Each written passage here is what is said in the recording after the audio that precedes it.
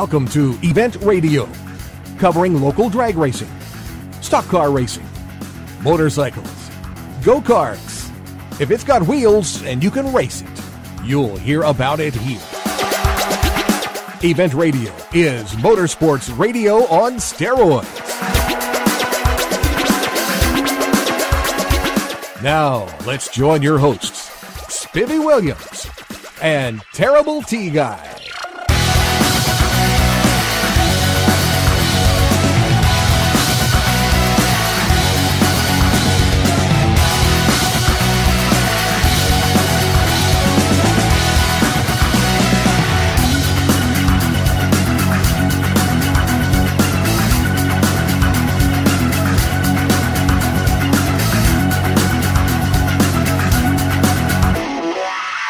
All right, guys, welcome to the next edition of Event Radio. We got a pretty doggone special show planned for you for this one. So I'm telling you, I've been fortunate in my life to know a lot of people, and I know a lot of people that are really good at what they do. I can't say that about my guest because he's in a very small minority because he's very good at everything he does, not just one thing. A lot of people really are. They're good at one thing. But our guest is good at everything he attempts. Everything he tries. Everything he tries, yeah. And we're going to get into that today and tell you and let you meet this fella. He has, as far as my knowledge, and we'll go a little farther when we get him on here, but he goes and decides he wants to become a motocross racer. He excels in it. Of course, he is a 90 millionth degree black belt in karate. I don't know exactly what the numbers are, but he can tell us that. He but whips he is everybody. Yeah, well, I guess that's right. He's at the top of the heap, you know. And then he starts out deciding he wants to be a motorcycle drag racer, and he goes out and just spanks them like a stepchild out there on the drag bike. I've been doing this a long time, Spivvy, and I believe Ron's one of the best motorcycle riders that's come out this Exactly. Especially drag racing. Before his head gets too big, and from us giving him all these compliments, we better get him on here. Yeah, our good friend and honestly one of the most talented gentlemen that I have the pleasure of knowing, Mr. Ron Arnold. Ron, thank you for being on Event Radio, buddy. Well, thanks for having me. A lot of my success is from the people that I've surrounded myself with. Well, that's an easy way. You can learn from them, right? Us. Well, yeah, there you go, your boy. There we go. That's where it comes from. As far as the martial arts goes, I was with Ken Eubanks for over 20 years, and you either get good with Ken or you get out. Or you get hurt. Yeah. Well, Ken was also a dear friend, and he no longer is with us. But whatever tournaments they did not win were not worth winning. You know what I mean? I mean, he was the man, and he when you go up and Chuck Norris comes and hugs you and says, "Look, you know, you're a bad boy," and I don't. He sent me a picture of some Japanese guy that's 18 feet off the floor and touching both hands with his toes. It's like a splits, you know, up in the air, and I'm saying, "Whoa, you know, who is this guy?" But Ron Arnold, the racer, okay.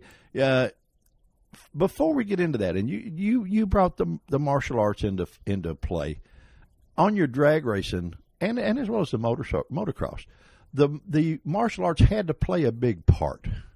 I started martial arts at a young age, and that helps with your reflexes and concentration, which you got to have. I mean, and hand-eye coordination. I mean, everything that it requires to be a good racer, especially on the lights. Well, everything. Well, I would think reactions to the situations on the bike. I mean, you know, with him being the karate guy, he can move a little quicker than me and you, Terry. I mean, for us, it takes about a week, but he can do it pretty fast. You know? When you have a guy like Marty Eubanks trying to punch you in the face, you better move. you better learn to move. You better learn to move. I asked Ken one time, and guys, so you know who this is. Marty Eubanks is Ken's son, and he is now the teacher of all this stuff, and he is a bad man. He has won everything. And I asked Ken one day, I said, "Can you whip the kid?" And he said, "Well, if I can get my hands on him." You know, but he is so fast and so quick. You can't catch him. And that has to help. I don't know if I want to catch him. No, I wouldn't want to catch him. I got him. That's where I'd want to be a track runner and get out of the way, you know. Riding the bikes. It's got to make you react so much faster than your competition. It's unreal. Well, reaction time is everything. You also have to have a good equipment underneath you, as Terry knows, as long as he raced. And I've been lucky. I've had a little bit of both. And when I have a bad reaction time, the bike fixes it for me because it runs pretty much dead on. And the guy who sets my motorcycles up, Corey Ballard at Fun for All Motorsports in Elizabethtown, Kentucky. Do killer work, too. Oh, my gosh. He has a dyno there. The bikes are – I tell him what I want, and he makes it do what I ask him. And that's all I can – Well, there's a lot of racers like to be in those shoes, buddy. Yes, they would really like to be there, I know, of course, you run a Suzuki Hayabusa. Yes. That ain't no slow motorcycle, my friend. No, it's not. How quick's that thing run? Its fastest pass ever is 8:32 at 174. That's hauling the mail, my man. 174 mile an hour on a motorcycle, and I was going to say two wheels, but it stays on one more than it stays on Most two. of the time, it does wheelie quite a bit. It is street legal. The classes that I run has to be street legal. They don't have wheelie bars. We always thought bars were for drinking, wasn't that right? yeah, that's right. Well, in your early days, they may have been, Well, you'd be able to launch one that good without wheelie bars says a whole lot for your riding skill right there, Ron. Well, that's people fuss about having a hand clutch or a slider clutch, and they have a new what all the stock clutch guys calls cheater clutches. And Tim Hayes makes an excellent product. That's what's in my Hayabusa. But I ran a stock clutch for years and still won just as much with the stock clutch. The only trouble is there's more maintenance between rounds. Yeah, now the difference in that and your motocross, you fall off here, buddy, and you fell. The motocross, you just sort of brush it off, get back on it. What was it last year? We was out there, Ron, and you was cutting some times, and I looked down the strip, and all I could see was a headlight up in the air. He went through the traps like at $150, and then we decided he rode, like I said, no wheelie bars. He rode the bike home. We was coming down Beach Bend Road, and after he went through the lights at $150, Bambi jumped right out in the middle. I mean, darn near hit him. And I thought, how wild would that be if he does a wheelie at 150 and at 35 miles an hour, the deer kills him? Yeah, I tell you what, let's hope neither one of them, you don't fall off from either one. I know he remembers it because he was right on it. Yeah. I do. Gary Hex was on his 750 Tracker, yeah. And I was following him, trying to give him more light because his bike didn't have the greatest headlight in the world. And you were right behind me, and I looked up, and there was the deer, and it was a near miss for me. It was. That would be scary. It looked real close from where I was at. Both tires were sliding, you don't need that kind of a hood. I seen all the seat cover come off his seat. That porcupine. Yeah. Well, without motocross skills, 98% of the riders would have hit the deck then, and that's just those skills built into you. Comes natural after a while. Right, yeah. All right, I want to ask you something, and Ken always told me this, and you learn through the karate. You're in a situation where you learn more respect by everything that you've done. The motocross will make you learn to respect them. The karate, of course, teaches you the ultimate respect, and the drag bike you've got to respect. You better. And I get in trouble all the time for bringing this up, but daggone it, I'm sorry. Now, the stick and ball sports are cool, but they're a pet peeve of mine because they don't teach respect to the young people. Well, like I said, Spivvy, it takes one ball to play stick and ball. It takes two balls to be a racer. No, I guess you're right. But do you agree or disagree on that? I agree. The younger generation seems to be missing the respect aspect that we were raised with. It's hanging down around their pants. Well, I don't like where that's going, and I've got a 10-year-old daughter that takes martial arts from me, and she's also doing jiu-jitsu, and I just started jiu-jitsu about a year ago with Josh Johnson here in town. That's what you need is another project. Well, it's a very humbling experience. I went in there with 2 different black belts thinking I could kick everybody's butt that was rolling around on the mat, and grab a hold of a little 135-pound girl, and she chokes me out right away. Wow. It was a very humbling experience. I bet that would be, man. I'll tell you what. Was she pretty? Yes, she was. Okay, well, you're all right. We don't feel bad for you then. Well, all the pro athletes, they're more concerned with the game than the impression the young people are getting. That's wrong. That's wrong. Well, they're taking these kids now, and colleges are signing these kids at 12 and 13 years old. Even motocross riders are being signed by Honda, Suzuki, right out of Loretta Lynn's, even at a very early age. They see a lot of potential there. They see a lot of potential, and colleges do too. But as far as the honor system goes, I'm a true believer in honor, and I've had the honor of being around Ken Eubanks and great guys like Jerry Chafton, my business partner Ronnie Atkins. They're incredible people. I've just been very lucky with who. Well, and that's why you have the reputation you have. I mean, that's the kind of reputation people should be striving to get. Right. You know, not the some of the stuff that you read about nowadays, which is pretty bad.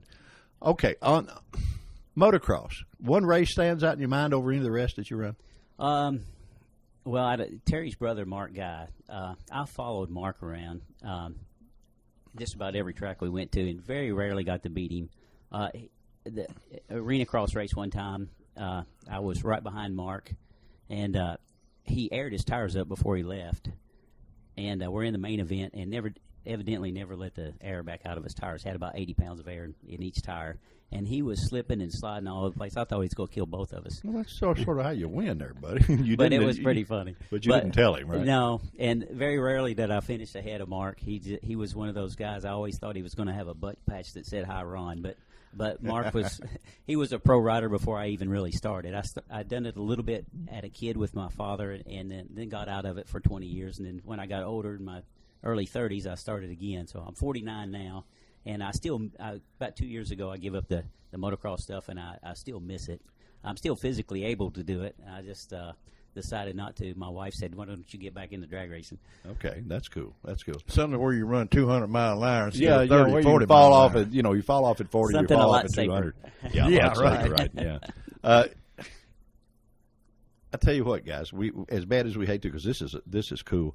We got to take just a real quick intermission, if you will, to give the powers that bring this to you a little bit of what signs paycheck. Yeah, the ones that make this happen. We'll be right back, guys. Let's face it, when it comes to our vehicles, we all want more these days. More quality, more service, and more choices. So who's delivering more? It's gotta be Final Finish, South Central Kentucky's premier body shop. But Final Finish is different. Sure, they'll work with your insurance company, including AAA, to repair your ride after an accident. But their indoor facilities also accommodate semi-trucks and school buses. And they offer Rhino linings and powder coating. Visit them on Gardner Lane in Morgantown and online at finalfinishusa.com. Final Finish, more than just a body shop. You know, Final Finish really is more than just a body shop. They restored my ultra-cool vintage glider with sandblasting and powder coating. Powder coating looks like paint but acts like armor. They can sandblast and paint or powder coat virtually anything, from classic car parts to patio furniture and porch railings. Final Finish, more than just a body shop, on Gardner Lane in Morgantown. Quick Fuel Technology, the innovators in fuel systems, introduces the latest in high-temperature coating technology for select street and performance carburetors. QFT's new Black Diamond series features a unique satin black Teflon coating that provides award-winning good looks and lasting durability. The Black Diamond series is impact-resistant, repels all underhood chemicals, and reduces fuel temperature by 6% for improved performance. The Black Diamond series by Quick Fuel, the ultimate in form and function. All right, guys, we're back with our buddy, Mr. Ron Arnold, and this is a treat for me. And you to figure, I mean, this guy, it's fun to watch him, but it's even more fun to sit down and get to talk to him. Well, as much as he's done this year, I think he spanked about everybody in drag racing. I know his Facebook page, which everybody ought to check out, Ron Arnold. He'd have pictures of these checks on there. Don't want to say how much he made. People might be coming to collect money from yeah, him. boy, have you got some You made of a those pretty good chunk of change and set a few records this summer. Hey, didn't you? I always wonder, what's it like to take one of those big checks into the bank? It's pretty neat, but they won't cash them. They won't cash those No. great big ones? I tried to get man. several of them cashed, and they just won't do it. I saw in that movie Happy Gilmore, he was stacking them up in the back I had of a his whole car. trunk full at one time, and I thought I was in good shape, but nobody would cash That them. makes some doesn't good work. garage art right there. Yeah, there you go. Yeah, that works. Drag race wise, I asked you earlier on the motocross one race. How about drag race wise? Is there one that stands out in your mind? The biggest check? Yeah, the the biggest biggest check helps. Last year at Muncie, I won 2 classes and got down to 3 bikes in another class, and I enter about 5 classes every race I go to. And I told somebody if I ever win all 5 of them, I'm going to retire. That's Buy it. supper tonight. Yeah. Well, if you win all 5 of them, we'll come and get supper. Yeah. What you did there? So you I go. had a very lucky deal. I won 2 888 championships last year in 2 different series. How much mind games are played there? There's a lot. Oddly enough, the last race we went to, Ben Knight, a buddy of mine that works at Brock's Performance, which makes excellent motorcycle parts. His bike broke. He actually broke the rear brake caliper off of it, and he was in another class. So I was fixing his bike and got it going for him, and then I had to race him next round, and he put me out. So I should have left his bike broke. All right, How'd that work out? The perfect, this show's about you. This is a perfect place for me to tell you a little funny car story about mind games. We had a guy back when I was doing this. We never could beat him. All over the country. We would go everywhere, and we would get down to just me and him in the finals, and he would spank me, and then he would rub it in, and that makes it even worse. Boy, that just, so he's got mind games on you that you can't beat him. Well, I finally figured out a way to eliminate that. We checked in the same hotel. I went to the desk, and I told them I was him, and to call my room every 2 hours all night because I was on special medication, and if I didn't get it, I could have a seizure and die. Needless to say, the next day at the racetrack, he comes up and says, I'm never staying there again. So they called my room every 2 hours all night long and said, I told them to quit calling. They said, well, sorry, sir, but we have to. So we did beat him that weekend. So, well, that's good.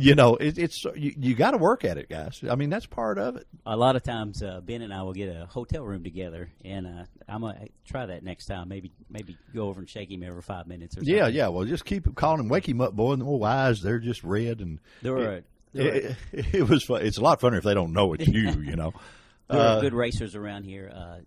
John Spooky Markham, he's really hard to deal with. When he's beside you, you better be on your A game.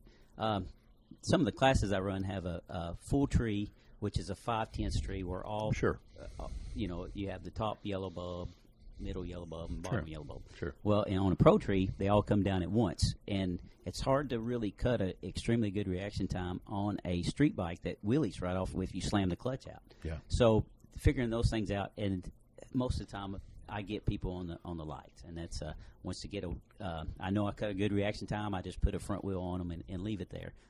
My Hayabusa has nitrous on it also, so if I need it needs it.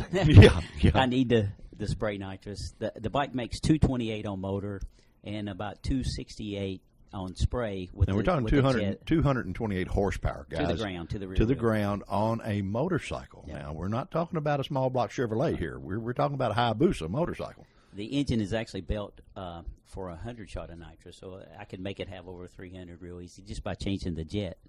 And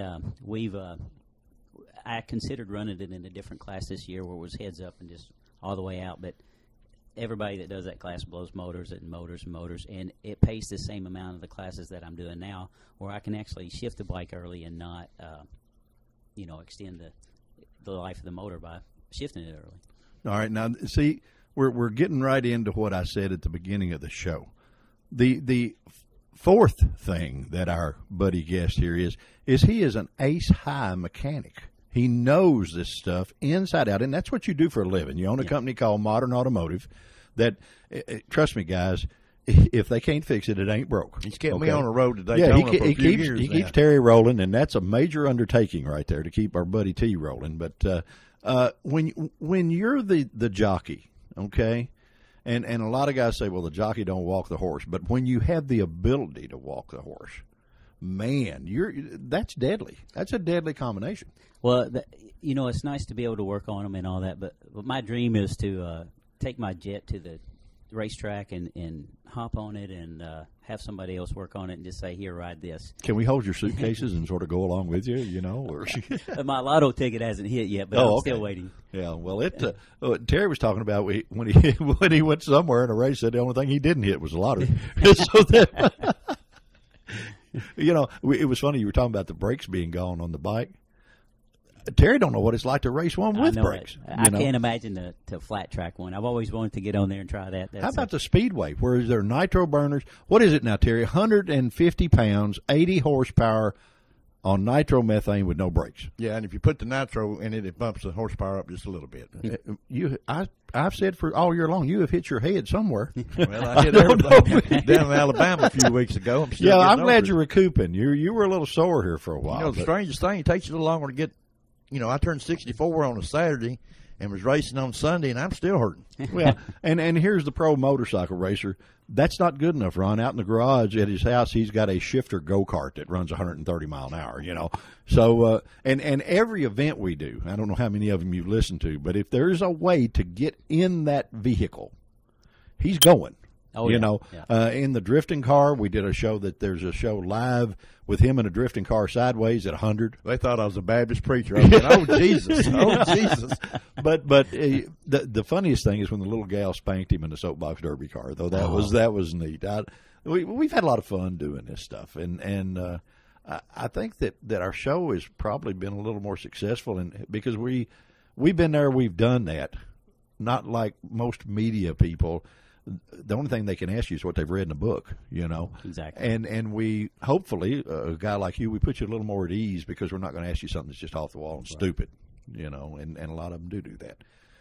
Ron, when you're cutting the lights, is there an average time that you hit? I mean, you got a pretty good number that that you consistent on, I guess I'm trying to say. If the one class I run is against wheelie bar bikes on the street bike, and if you are 20 thousandths or worse on the tree, you're beat with those guys. The 890 class, what they call super comp, and any motorcycle can run in that wheelie bar and all that. And so you run against the wheelie bar? I run against the wheelie bars in that class, and I've got down to. I haven't won that class yet. But I plan on doing it. I've got down to 3 bikes once and 4 bikes another time, and that's a big goal of mine, to win that class, because you have to be so perfect. You'd have to say that says a whole lot for your riding ability right there, to come off the line with the stock bikes versus wheelie bars. It's tough, but the newer street bikes are so good. That's like taking a switch to a bear fight or something. The weird thing about it is I've got double the money in my Hayabusa than I do my 1000, and my 1000 is only a second slower.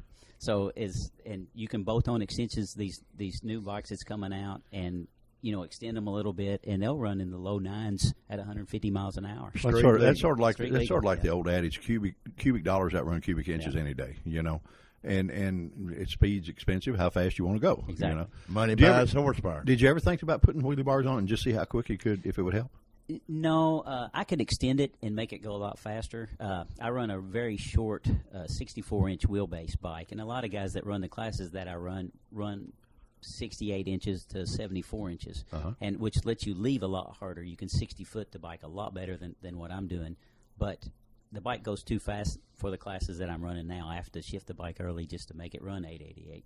It'll run 860s, upper 850s on just plain motor, and so I have way overkill, which makes it better to slow it down than have to spray nitrous and speed it up. What got Ron Arnold interested in racing motorcycles, period?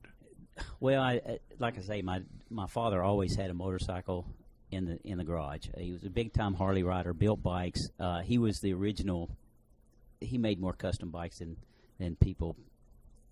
I wish he would have stuck with it, because he could have done really well. We'd been watching him on American TV, right? Exactly. Yeah, there you go. But he still rides to this day. He went to Sturgis a few years ago on his motorcycle, rode it from Knoxville, Tennessee to Sturgis. So, and he's 70-something years old, so he loves to ride cool. too. And but he has a couple Corvettes. He has a 40 Ford, and so I've been around cars and drag racing my whole life. Now, him and my uncle, when I was a small child, my uncle had a Corvette funny car called Bad Vibration. It was top fuel funny car too. Mm-hmm. So they traveled the circuit and tried to be competitive as they could against Snake and Mongoose and all those guys back in the day. But I think he got down to 4th place at Indianapolis in the mid 70s, and which is as low as he ever got. So and everybody else broke beside him. So he well, that's all right. Hey, how you win is not important. It's getting there. Well, like I say, that's pooping in tall cotton, right? Yeah, there. Right, they were for a small time shop, and I grew up in an automotive repair shop. Arnold's Garage in Knoxville, Tennessee, was a very famous shop. We had 7 mechanics working there at one time, and I'd walk from school to there and sweep floors and scrape gaskets or do anything they would let me do, and it was a very privileged to be with those guys. And my dad, he can pretty much build anything, Yeah, yeah. So that made your motorcycle interest get hot.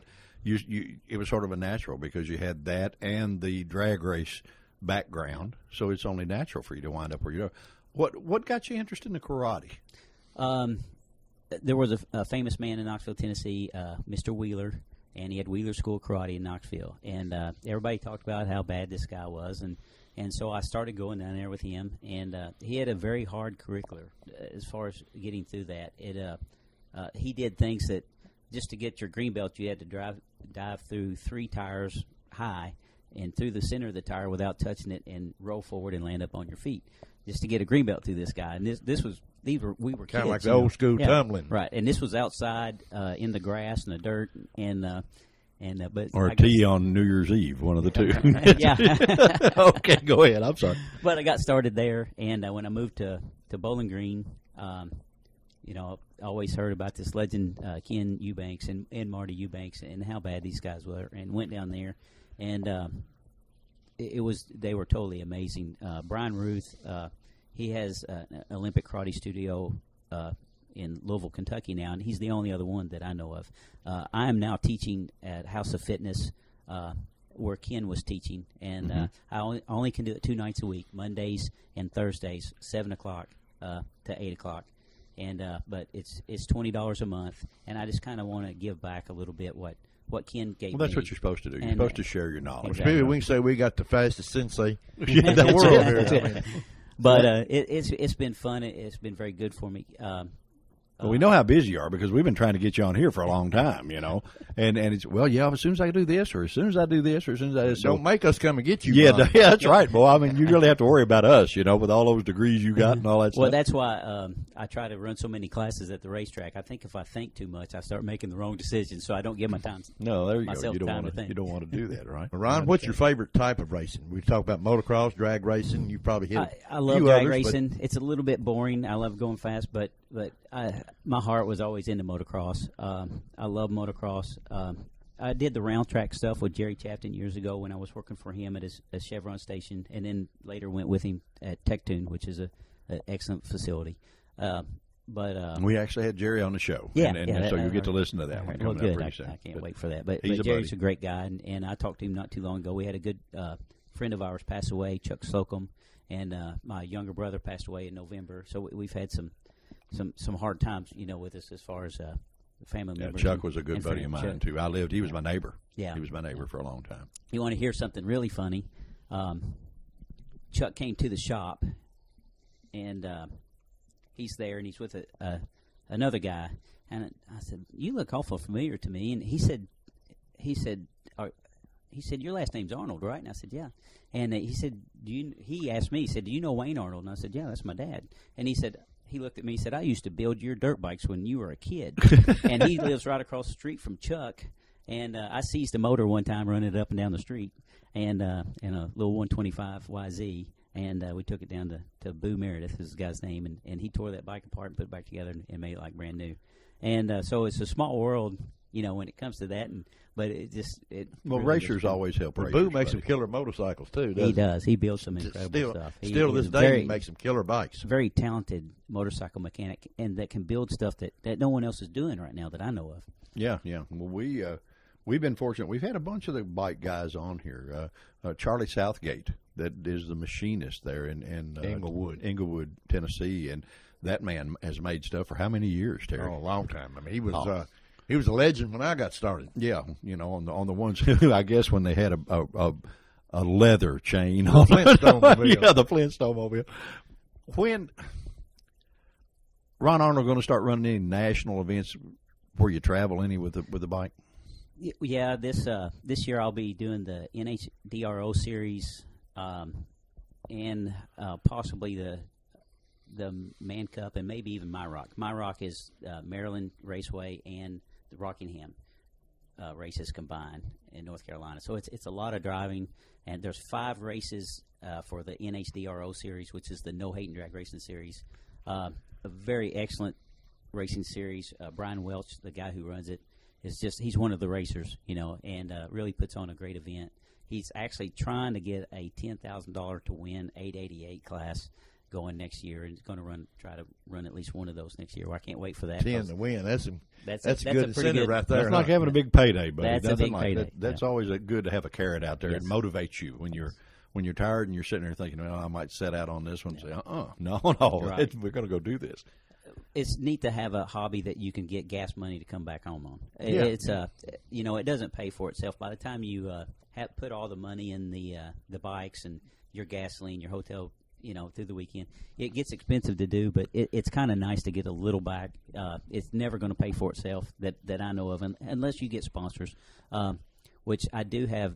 Like You got some of those. You might as well say hi to them. Guys at Fun for All Motorsports in Elizabethtown, Kentucky. Like I say again, Have they got a website or something? Or no, but you can get online, and they do have a website. Yes, Okay. Fun for All Motorsports. Okay. In E-Town, but the dragbike.com. Brandy, she does a great job. I've looked at that. That's a good site. It's a That's a neat good website. site. Yeah. And Tim Haley at eatmyink.com. He really supports the racers, and he's got kind of a wild website. It might be PG-14 and up. So just remember that when you get on there. There you go. Well, with today's normal TV, it'll still be a calm player. Well, that's true. With as much stuff's on there, unless he's got Miley Cyrus as a store model, I'd say you're okay. She may be on there, actually. She may be on there. Oh, okay. All right. What? I tell you what, right here's a good place. Let's take another little quick break, and guys, we will be right back. On the track or on the street, the number one brand in performance is Holley. Have you heard about the Ultra Street Avengers, Ultra Double Pumpers, Ultra HP, and Ultra Dominator carburetors? They're ultra light, ultra cool, and ultra fast. Holley carbs are the most powerful carbs money can buy with no further modifications. Holley, winning performance for over 100 years.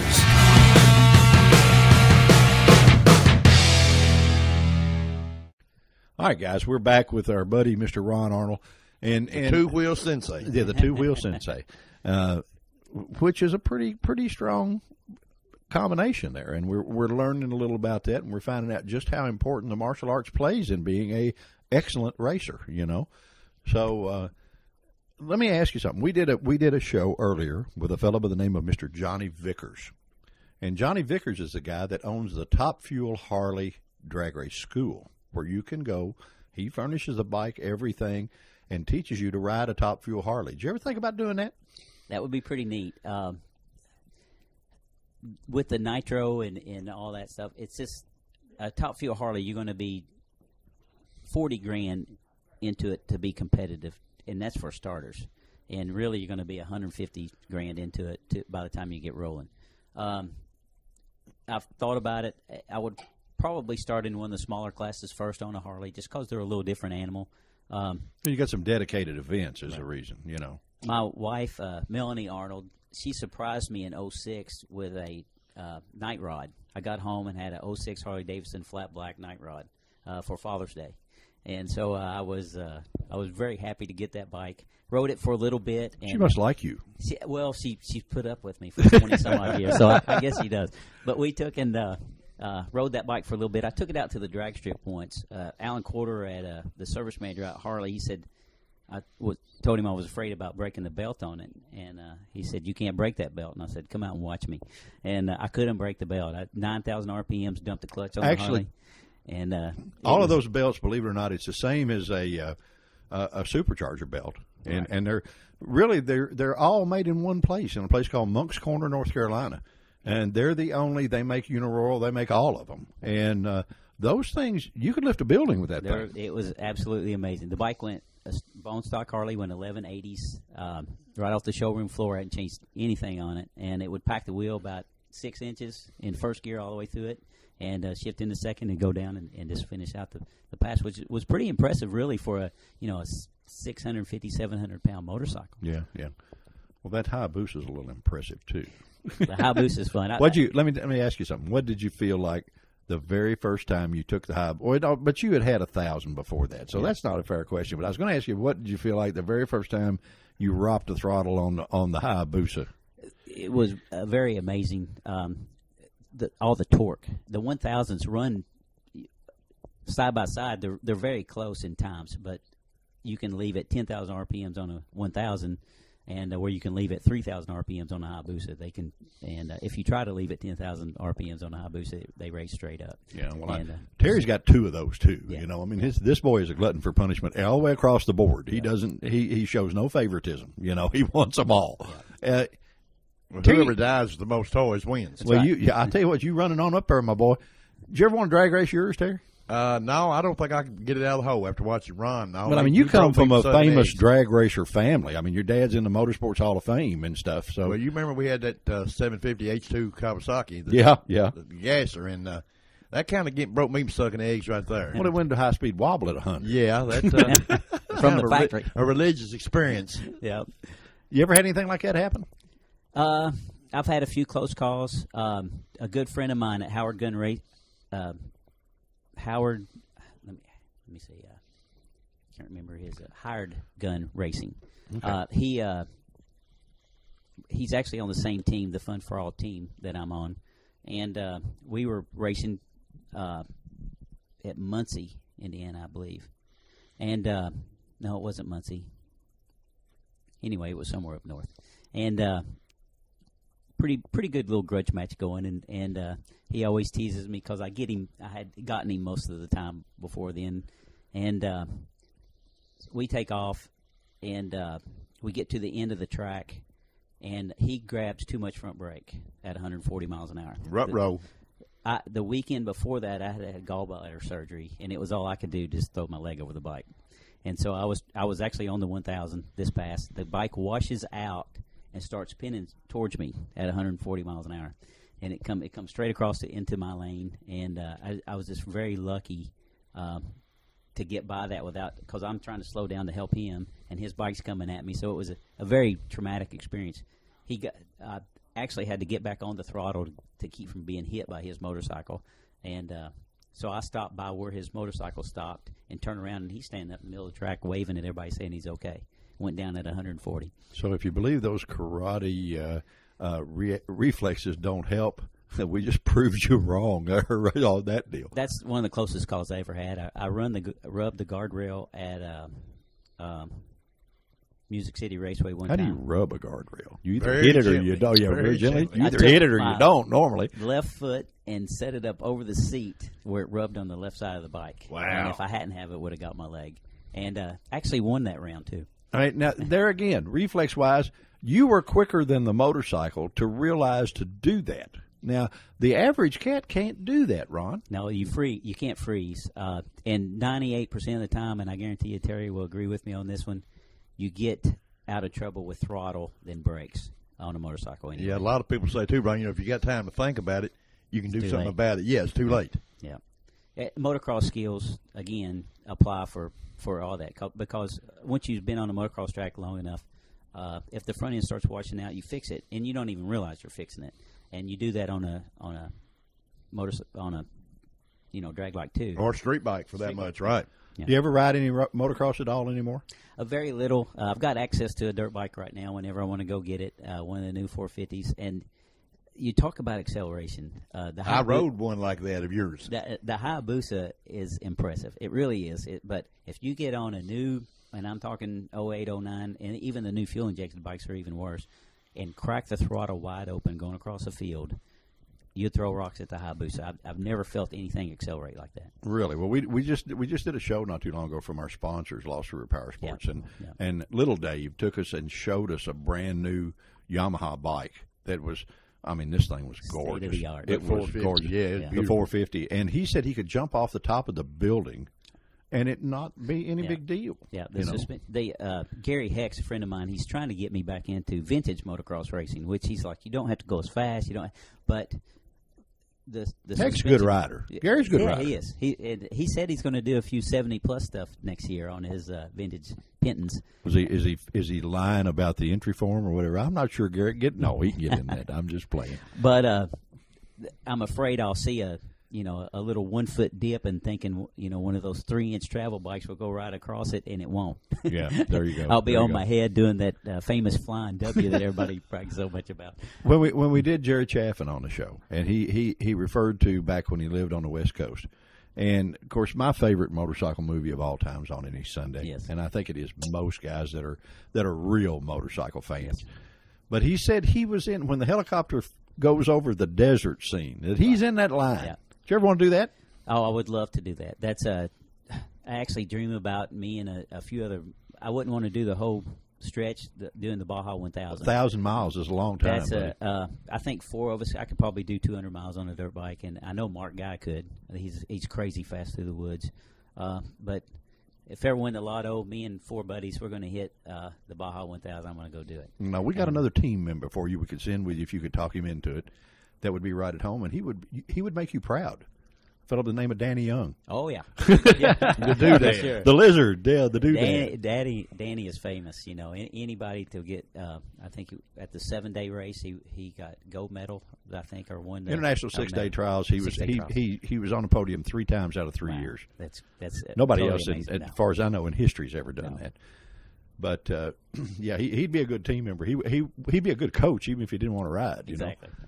But Jerry talked a lot about the desert is so much different to ride in. I mean, he said you can be riding along at 80 miles an hour, and all of a sudden, what you're on is just gone. Gone. Yeah. Yeah. So the rain wash dips and things like that. You can't plan for. You know. Yeah. Well, that would then your karate would really come into play. Well, yeah. Yeah, I'll know how to fall. Yeah, well, not necessarily well, that's something I've been real good at, learning how to fall. I think we need to get here lately. We need to get Ron to give you lessons, not on the karate to learn how to fight, but learn how to fall. You know, I mean, here lately, you need to slide back to the go-kart. I thought that was the only thing I could really do good was fall. Well, but they don't pay much. Take soil samples. Yeah, there you go, soil samples. I was kidding him. I said the race that he ran that he failed, he actually did hurt him. He said, well, how'd he do that? I said, well, he was visioning himself at the Indianapolis 500 and wanted to kiss the finish line. The only problem, he did it a couple of laps early. You know, other than that, everything was cool. Speedway that he did. Did you ever want to do that? I would love to do that. I actually got on a flat track on a motocross bike not too long ago and actually did in White House, Tennessee. They had one set up down there. And better than I thought I would. I could throw the bike sideways and stay on the throttle all the way around the track. And that was something that intrigued me and something I'd always wanted to do. You'll have to go down. Also this year, we went to Scooters down in Lebanon. He has the vintage flat track races down there, and we did a show from there. And our buddy Mike Gill was riding one of Terry's bikes down there, you know, and actually did really well. Yeah, Mike done great. Mike, he can ride anything. You put him on one of yours, T-Bone. Sure. And let him try it and see what he thinks, because he's got some killer stuff out here. Ron Arnold, 5 years from now, what are you going to be doing? Depends if he wins the lottery. I will still be working on cars at Modern Automotive, I'm sure. We've been there 14 years now. We started in 2000. And as far as the racing goes, I don't know. I hope to still be doing this.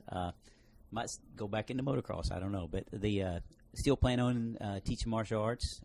Does that ever stop? Do you ever get to the point where you feel like I don't need to learn anymore? No. It's I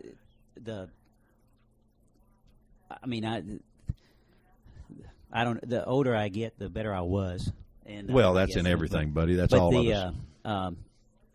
The martial arts is always growing. It's changing. It's and I guess where my question is who is the ultimate sensei that teaches all the stuff that everybody else tries to learn? Who is that? Well, or is there such a thing? Marty Eubanks is probably one of the best martial arts instructors in the country, not just in this town.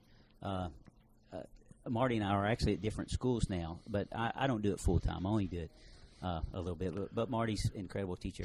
We also have Josh Johnson, which he's a black belt in judo, black belt in Brazilian jiu-jitsu, and this is he had a judo black belt and went to Brazil and started knocking on doors. Said, "Can I train here? Can I train here?" He got his blue belt. Hoyts Gracie actually wrapped his blue belt around Josh, and teaches true blue self-defense jiu-jitsu and sport jiu-jitsu, which is it's the up-and-coming thing. It's what everybody wants to do, and it's as far as a child or a young person really wanting to get self-defense, especially a female. they should all take at least a year, maybe 2, of jiu-jitsu just to be able to defend themselves against a big guy coming at them. A small person can use jiu-jitsu to protect themselves against a big person, which is what all martial arts is about. We just, we had a rule at the Olympic Karate Judo: the bigger they are, the harder they hit you, not to fall down, which is the truth. A big guy can put more behind it, period. Yeah. All right, guys. Now, out there, this show goes everywhere in the world. Now, if there's any of you thugs out there that's been playing the knockout game, we want to introduce you to our guest, Mr. Ron Arnold. Yeah, that's right. Come and get you some. We're going to think that you might get a little lesson from this fella. But what do you think about that? Anybody that's a true coward, if you ask me. Tap somebody on the shoulder and tell them you're going to punch them in the face, and then do it. If you're going to do that. But play that game with people. But people punching older ladies and people who can't defend themselves anyway. There's a special place for those people, and I hope they go there. There you go. Well, there again, it boils back to all the things that are wrong in this world, and I preach this and have on a lot of shows. Everything that you look that's wrong could be fixed with one simple thing: learn to respect everybody, and respect them as much as you want them to respect you. And this gentleman, our guest, has learned how to do that, not only from the karate but the racing and stuff like that, more so than most. And I think that's just cool as it can be. Well, at times in our lives we all go through a period where we get cocky. It's very hard to stay humble at certain times in your life because when you're in your later teens and early 20s, you're so buck strong. You're bulletproof. You are. Yeah. And we all go through that. But things like jiu-jitsu and martial arts, and if you think you're tough, go down in there and spar one round with Marty Eubanks standing up. And I guarantee you standing up. Yeah, like and that. then when Kevin Kirby gets there, yeah, exactly. Nobody hits harder than Marty, and trust me, he's floored me several times. Well, they used to have the things around here called the Tough Man Contest, and it was funny because Marty would enter them and win their money. Oh, absolutely. And they would just merely go out in the ring and one punch, it was over. Yep. And he'd collect his cash. Yep. And they finally, I think they kept him from entering anymore or something. They did. They told him he was considered a pro and he wasn't a pro. He was a pro at martial arts, but he was not a pro at boxing. Yeah. But he still had incredible hands. I don't know if you've ever seen the size of Marty's hands, and he's a little bit shorter than I am. Look like Batman rackets. Oh my gosh! I have big hands, but his hands are 2 inches wider than mine, and probably weigh twice as much. So. And he's a good guy. He's really a good guy. I mean, to meet Marty and talk to Marty, you would never know that he has the abilities inside that he has. He's humble. Isn't that the way it is with most of them, though, Ron? It is.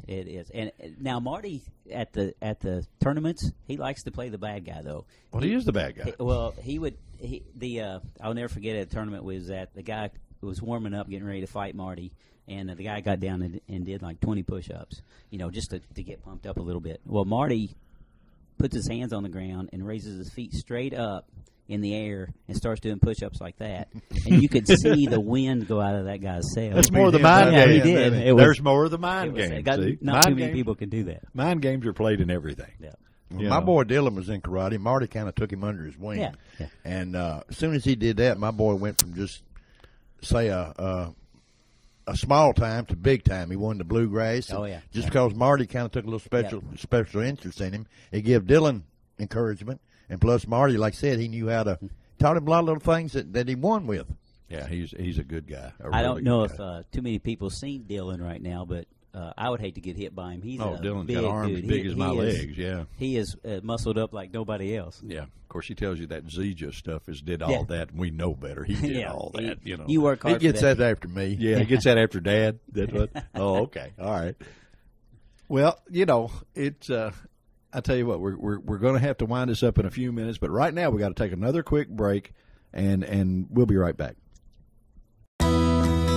Let's face it, when it comes to our vehicles, we all want more these days. More quality, more service, and more choices. So who's delivering more? It's gotta be Final Finish, South Central Kentucky's premier body shop. But Final Finish is different. Sure, they'll work with your insurance company, including AAA, to repair your ride after an accident. But their indoor facilities also accommodate semi-trucks and school buses. And they offer Rhino linings and powder coating. Visit them on Gardner Lane in Morgantown and online at finalfinishusa.com. Final Finish, more than just a body shop. You know, Final Finish really is more than just a body shop. They restored my ultra-cool vintage glider with sandblasting and powder coating. Powder coating looks like paint but acts like armor. They can sandblast and paint or powder coat virtually anything, from classic car parts to patio furniture and porch railings. Final Finish, more than just a body shop, on Gardner Lane in Morgantown. Quick Fuel Technology, the innovators in fuel systems, introduces the latest in high-temperature coating technology for select street and performance carburetors. QFT's new Black Diamond series features a unique satin black Teflon coating that provides award-winning good looks and lasting durability. The Black Diamond series is impact-resistant, repels all underhood chemicals, and reduces fuel temperature by 6% for improved performance. The Black Diamond series by Quick Fuel, the ultimate in form and function. All right, guys, we're back with our buddy, Mr. Ron Arnold, and we've talked about a bunch of stuff, and we he mentioned something that where we're fortunate to live in Bowling Green, there's a lot of performance companies that people don't even think about. You mentioned Bowling Green, Kentucky, and they think Corvette is the only thing they think of. But there is so many. One, our sponsor, of course, Quick Fuel, the guys at ultimate carburetor in the world. And then you go to Holly and all the things that they have. And then the RC Components, the number one motorcycle wheel manufacturer in the world, is here. But there's another one. The guys at Dennis, our buddy at TS Performance, that is the ultimate diesel guy. I mean, everywhere. He can do stuff. And you do a lot of the work on diesel vehicles at Modern Automotive. Well, we install some chips, and we service them. I actually don't do internal engine work on the diesel stuff. I'm just it's heavy. But you know what makes them tick. We know how to make them go fast, and we can't. We service them and do all that. But the Dennis he's got an excellent product. The chips that I put on, they always pick up fuel economy of those vehicles. Well, he told me about a tractor deal that they had going, and I thought this was just amazing. There's a certain line, and boys, if I get this wrong, don't be mad at me, but there's a particular John Deere tractor that costs like $25,000 higher than the next model, and the model down is $25,000 cheaper. Let me put it to you that way. Well, you can buy one of these chips of his that's like $500 or something, whatever they cost. And don't hold me to these prices because I'm probably wrong. You can call TS Performance and find out.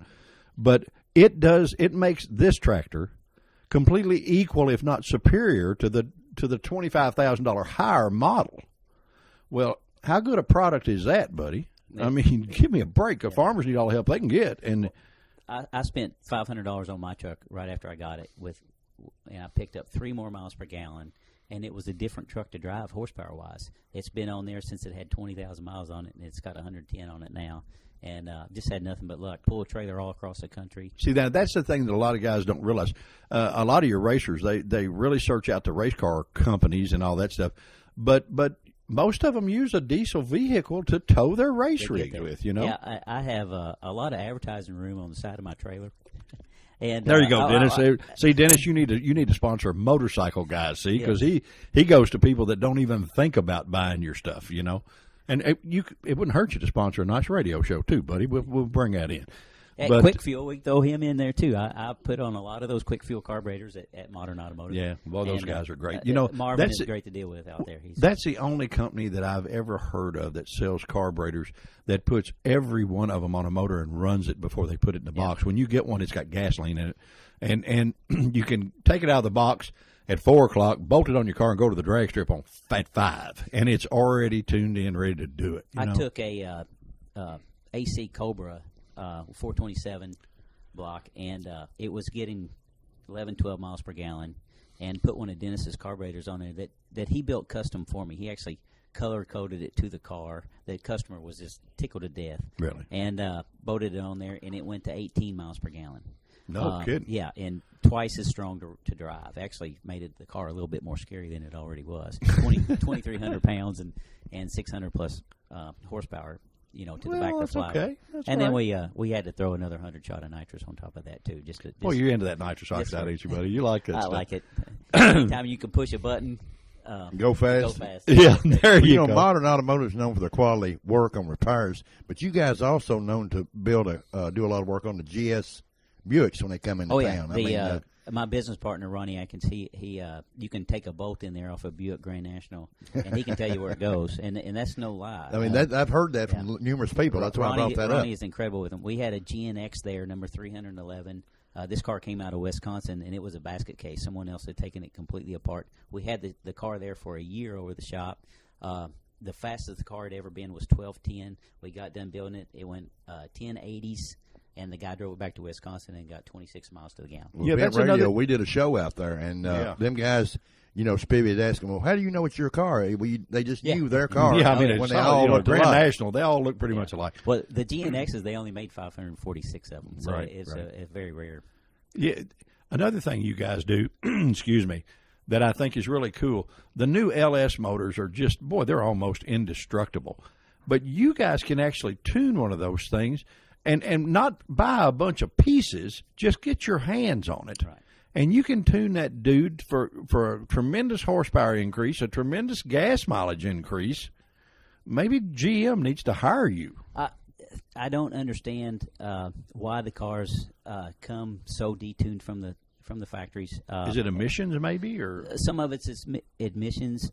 It can't be longevity because I've known for a fact that some of the tuning actually creates vehicles using. I don't like the Chevy trucks that cut themselves into 4-cylinder mode going down the road. I've seen a lot of carbon build up on the side of pistons from that. The first thing we do when we reprogram one, we turn that off, and it still picks up fuel economy. So they're not. so you can turn that off, Oh, really? Yeah, I can go through.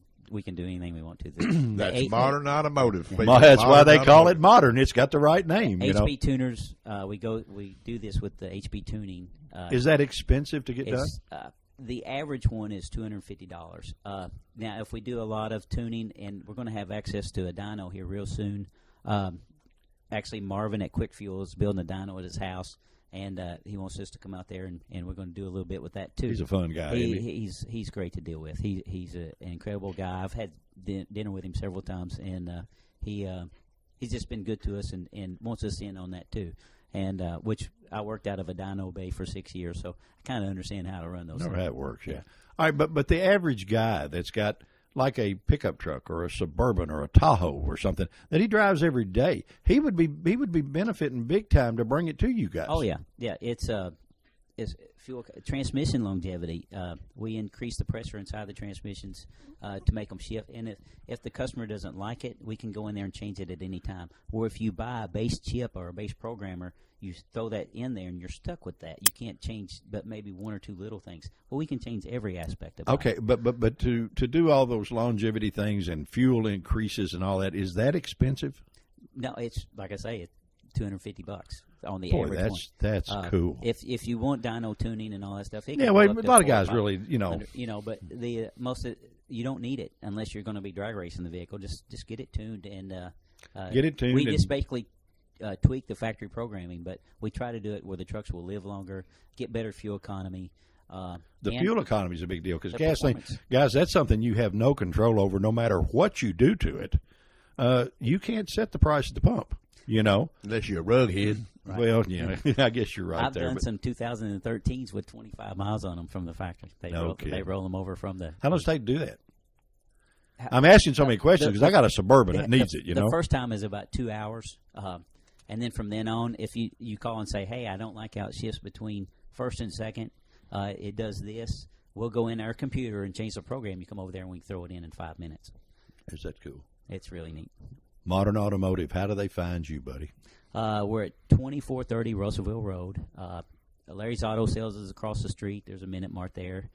We're just on the other side of Life Skills. Give us a phone number because this show goes a lot farther than across Look town. for the Rock Building. It's area code 270-846-4717. And I'm Ron, and my business partner's name's Ronnie, and you can reach us anytime. So you just ask for Ron, and you're going to get somebody, right? No matter what. We just hired the guy had been at Midas for 10 years, and his name's Sean Wright, and he's really good. He's filled a hole that we've needed for a long time, to where he can do the brake jobs and the water pump jobs and all that stuff, and let us concentrate on the good stuff. The only reason I'm here is because we got him. There you go. Well, I knew something with your schedule, and as much trouble as Terry and I have had trying to get you out of this, something had to happen, and I thought it was the cold weather or something, but something had to happen to get you to cut loose long enough, and we're certainly glad that you have done that. Anybody want to say hi to before we get done? I'd like to say hi to my wife and daughter. Marissa Arnold is my daughter. She's 10, and she does karate with me, and she also does jiu-jitsu. She's going to be my tough little fighting girl. Let me tell you what, guys. When you take this young lady to the prom, you best behave, because not only have you got to answer to Dad, she can whip you too. So she's going to whip you and bring you home too, Dad. Yeah. I'm hoping to where she had to have her where she can defend herself. Well, I'd say you probably already got that covered. She sparred several rounds last night with me. Really, and, really cool. So she's getting pretty tough. Ron, my friend, thank you so much for taking time. You and I wasn't kidding when we started the show, and I said I don't know many people that are extremely good at everything they do, but you, my friend, are one of them, and been a friend for a long time, and you're an excellent role model for young people, guys. This man, get to know him, call him, talk to him, take karate from him. And you'll learn a whole new world out there that you don't know exists, I think. And if you want to be a racer, he just proved to you how much that'll help you, Any parting thoughts, my friend? No. Thank you, guys. I really enjoyed this. This was a lot of fun. I didn't get quite as nervous and tongue-tied as I thought I would get. But, well, we hadn't got you to sing yet. We haven't got you to sing yet. You got a face for radio. Yeah, you're like we haven't got you to sing yet. But guys, thank you all very much. Hey, buddy, it is our pleasure and our honor to have you here. Thank you, Ron. We're going to get out of here, guys. We appreciate, like always, number one, our sponsors for hanging in with us. Guys, you are the absolute best on the planet. We will never forget that, and we will never place you anywhere but on top of our game. That's important. And we want to thank all of our guests. 2014 is going to be a great show. We just let you listen to one of them that is going to start our year off for us. And like I say, Ron, for joining us, for being on Event Radio, we only hope that we can continue and get big enough to carry your luggage. That would be an honor for us. You guys are doing something incredible here to help support the racers in general. That's we need media coverage. We need help. We have teams that our Fun for All Motorsports team. Someone could go out and support a whole team, and have a whole fleet of trucks with their stuff on the side going down the roads. That's exactly every right. weekend. Yeah, so yeah. It's there's markets that's wide open, and everybody's tight right now. But it's if we're going to race, we might as well spread it around. Cool. T-Bone, any I idea? both know what it's like to try to get a sponsor. I know. Oh yeah, see and when that's you get one to put him up front where everybody can see him. That they appreciate what you're doing. I think that makes T and I different from everybody else. Every other form of media out there is we have sat in the seat. We've held the handlebars. Yeah, we beg for help. But we know what to, more than most media people that just pick up a microphone and say, "Let's talk." And I think that helps. Maybe it does, maybe it doesn't. I don't know. We're trying. T-Bone, you got an idea where we're going next? I think we're going to the Speed Museum, aren't we? I believe we're going to the Speed Museum over in Owensboro, Kentucky, and we're going to let you find out a little bit about how they wound up sneaking in and getting the Motorsports Hall of Fame over there. But nice people. And, Ron, my friend, thank you again. It has been our pleasure and our honor to have you. And I think it's time to go to the house, T-Bone. Thank you, Ron. Appreciate it, buddy. All Thanks, right, guys. Join us again. We'll see you.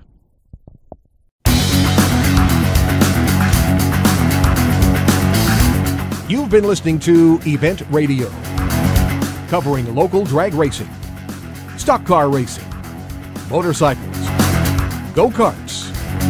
If it's got wheels and you can race it, you heard about it here. Event Radio is motorsports radio on steroids. Join us next time with your hosts, Spivey Williams and Terrible T Guy.